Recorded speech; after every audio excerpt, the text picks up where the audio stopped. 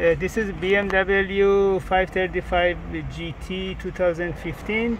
In this video we are going to show you how to remove the monitor. The tools that you need is the Torx screwdriver size T20 and these panel removal tools. We already made everything loose by the way. This is just for the demo only, and the instruction is very easily. You just need to pop up this air conditioning vent panel. You insert your panel removal tool underneath and then you just pop it up so the clip they detach, and as you can see, these are the location of the clips.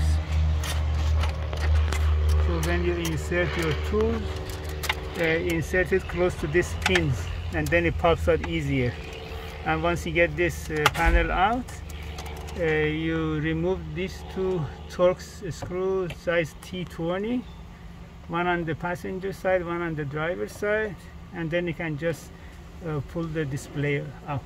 And if you need any repair for this monitor or even for the radio, you can send it to High Tech Electronic Services in Van Nuys, California, 818-785-8085.